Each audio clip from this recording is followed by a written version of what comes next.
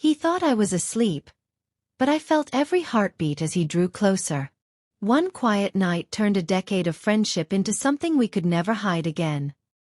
Hey there, story lovers. Welcome to Blind Thoughts, where every night is an invitation to escape into something unforgettable. Please subscribe to Blind Thoughts and support me. The night smelled like rain and sea salt, a mix that always made me restless. After the gallery show, the five of us had carried the evening back to my loft. Chris, Mac, Dom, Steven, and me, our laughter echoing against the old brick walls. We'd spilled wine, argued about art and music, shared late-night pizza until it was just crumbs and tired smiles. One by one, the others peeled away into the warm August dark.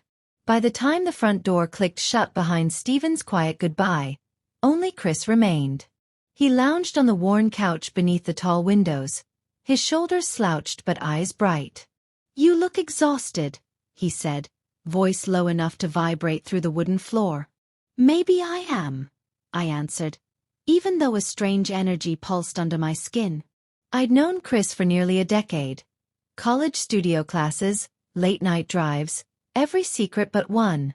He'd been the constant in my life. The friend who always knew when I was about to disappear into a painting or a worry. Tonight he seemed different. Maybe it was the soft amber glow of the lamp, or the way the city's quiet wrapped around us like a held breath. When the silence stretched, I curled up on the couch opposite him, pulling an old quilt around me. "Mind if I just rest my eyes?" "Of course not," he said too quickly. I caught a flicker of something in his face. Hesitation, or maybe hope.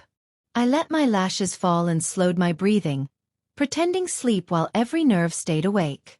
I heard the faint shift of his weight, the clink of the wine bottle as he set it down. Minutes passed. Then the couch dipped. A subtle movement told me he had come closer. My heart thudded. His breath reached me first, warm and hesitant. I could sense him leaning in, as if checking whether I was truly asleep. The room felt alive, fan blades humming, a car's distant hiss on wet pavement, the soft rustle of his shirt as he exhaled. "Olivia," he whispered, so softly I almost thought I imagined it. I didn't move. Instead I let the moment stretch, every inch of me aware of the space between us shrinking.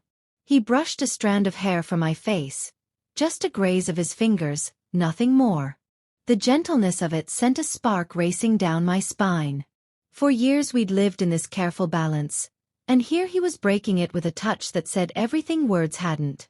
Still, he didn't cross a line. He just stayed there, his hand lingering near mine on the quilt, as if waiting for a sign.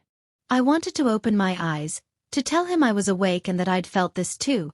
Every quiet longing, every almost confession. But part of me savored the hush, the mystery of this night where nothing and everything was happening. The minutes ticked by.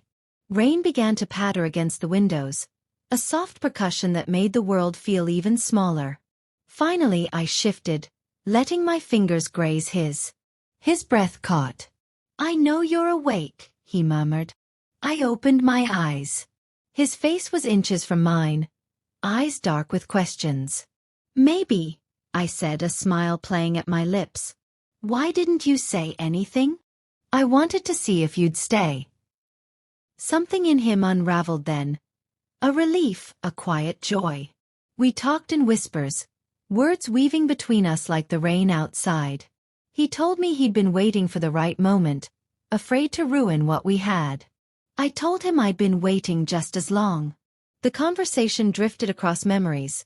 Our first college critique when I spilled paint on his sneakers, late-night road trips with Max singing off-key, the night Dom convinced us to watch a meteor shower from the back of a pickup truck. Each story layered the night with warmth until the boundaries between past and present dissolved. At some point I rested my head on his shoulder. The simple closeness felt new and inevitable all at once. His hand found mine, our fingers lacing together like they'd been meant to all along. We stayed like that, listening to the rain and the quiet thud of our hearts. When dawn finally softened the sky, the loft glowed pale blue. Chris turned to me, brushed a thumb across my cheek, and pressed a gentle kiss to my forehead, unhurried, tender, and full of promise. No rush, no need for anything more than the truth we'd finally shared.